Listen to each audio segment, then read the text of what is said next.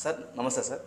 యాక్చువల్గా సార్ నిన్న రష్మిక మందన నేను ముంబైలో ఒక ఈవెంట్లో పాల్గొని చెవ్వ ఈవెంట్లో ఆమె ప్రస్తుతం నటిస్తున్న చెవ్వ ఈవెంట్లో పాల్గొని నేను హైదరాబాద్ నుంచి వచ్చాను అని ఒక సెంటెన్స్ వాడతారు సార్. దానికి కన్నడిగాస్ ఫీల్ అయిపోయి నువ్వు హైదరాబాద్ ఎట్లయితావు, నువ్వు కన్నడ కదా, కొడుకు డిస్ట్రిక్ట్ కదా నీది అని అంటున్నారు సార్. దీని మీద మీ స్పందన sir. Hi viewers, welcome to burning point with Ramana. ఇవాళ టాపిక్ ఏంటంటే రష్మిక మందన్న మరొకసారి వివాదాస్పదమైనటువంటి వ్యాఖ్యలు చేసి మరొకసారి వివాదంలో పడింది.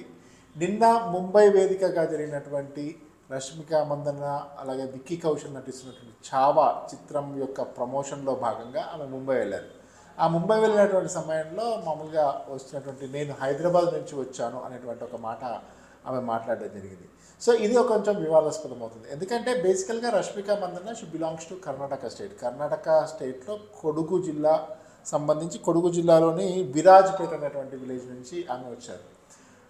ఆమె అంటే మనం చూస్తూ ఉన్నాం ఆమె నటించినటువంటి సినిమాలు అటు తెలుగులో అటు కన్నడలో రకరకాలుగా ఆమె కెరీర్ రకంగా మలుచుకుంటూ వస్తుంది అనేటువంటిది మనం చూసాం. అయితే తను హైదరాబాద్ నుంచి వచ్చాను అనేసరికి ఒకసారి కన్నడిగులందరూ కూడా బగ్గుమంటున్నారు ఆమె చేసినటువంటి వ్యాఖ్యలు. ఎందుకంటే మీ కొడుకు జిల్లా ఏమైనా తెలంగాణలో ఉందా, హైదరాబాద్లో ఉందా అనేటువంటి కామెంట్స్ ట్విట్టర్ వేదికగా ఇతర ఇన్స్టాగ్రామ్ వేదికగా సోషల్ మీడియాలో విపరీతంగా ఆమె చేసినటువంటి వ్యాఖ్యలను వైరల్ చేస్తూ వాటిని ట్రోల్ చేస్తూ ఉన్నారు. దానికి ఆమె చేసినటువంటి వ్యాఖ్యలకు వ్యతిరేకంగా మాట్లాడుతూ వస్తున్నారు.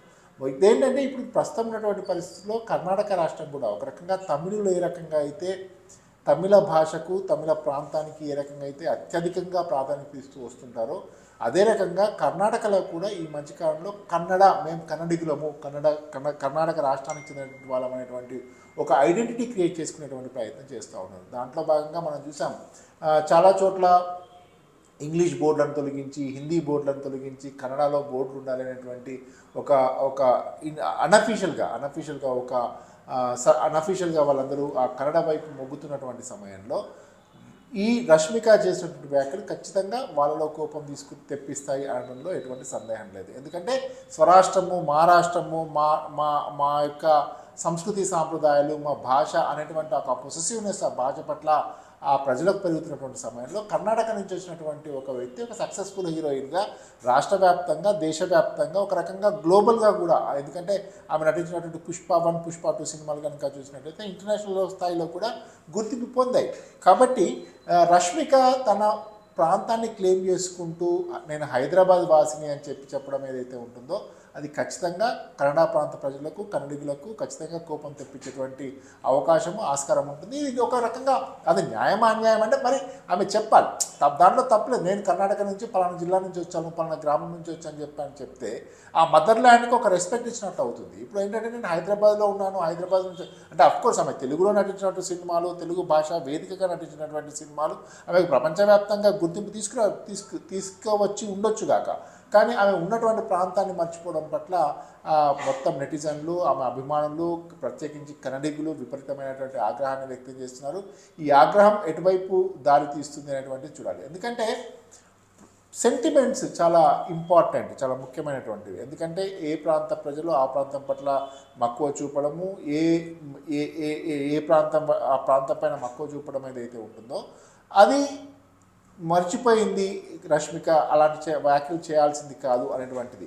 ఇప్పుడు రష్మిక చేసినటువంటి వ్యాఖ్యలు ఇప్పుడు ప్రస్తుతం ఇది ఒక్కటి కాదు. ఇప్పుడు ఛావా చిత్రం, ఇది హిందీ సినిమా, విక్కీ కౌశల్ హీరోగా నటిస్తూ ఉన్నారు. శివాజీ మహారాజుకి సంబంధించి శివాజీ ఆయన శివాజీ లైఫ్ని ఇతివృత్తంగా తీసుకొని ఈ సినిమా వస్తున్నట్టుగా మనకు ట్రైలర్స్ని బట్టి తెలుస్తూ ఉంది. అంతేకాకుండా పుష్ప రిలీజింగ్ సమయంలో కూడా, పుష్ప సినిమా వచ్చినటువంటి సమయంలో కూడా రష్మిక చేసినటువంటి వ్యాఖ్యలు అప్పుడు కూడా అభిమానుల్లో ఆగ్రహాన్ని తెప్పించాయి. ఇక మరొక వైపు హైదరాబాద్ ఆమె ఎందుకు చెప్పుకుంటుంది, హైదరాబాద్ అని ఎందుకు క్లెయిమ్ చేసుకుంటున్నటువంటి ఒక అంశం కూడా ఇప్పుడు చర్చనీయాంశంగా మారింది. ఎందుకంటే అందరికీ ప్రతి ఒక్కరికి అదొక సబ్జెక్ట్గా మారింది. ఎందుకంటే మొత్తం మంచి హీరోయిన్గా ఇవాళ ఇండియన్ ఫిల్మ్ ఇండస్ట్రీలో ఒక ముఖ్యమైనటువంటి వ్యక్తి, ముఖ్యమైనటువంటి భూమిక పోషిస్తూ ఉన్నారు. ఎందుకంటే ఆమె నటించినటువంటి సినిమాలు, అటు తెలుగులో నటించినటువంటి సినిమాలు, దేశవ్యాప్తంగా పేరు పొందడం, ప్రపంచవ్యాప్తంగా పేరు పొందడం, గతంలో ఆమె తెలుగులో నటించినట్టు సినిమాలు, ఎట్ ది సేమ్ టైం ఇప్పుడు బాలీవుడ్లో కూడా ఆమె నటిస్తుంది కాబట్టి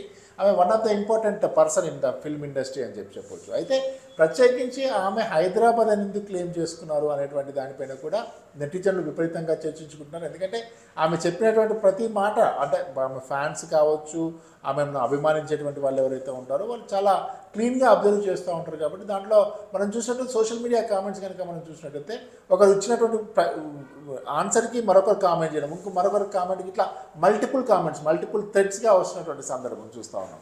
ఇటువంటి పరిస్థితుల్లో ఆమె హైదరాబాద్ అని ఎందుకు క్లెయిమ్ చేసుకున్నారు అనేటువంటి ఒక అంశం కనుక వస్తే, హైదరాబాద్ ఆమెకు సొంతంగా ఒక ఇల్లు ఉంది.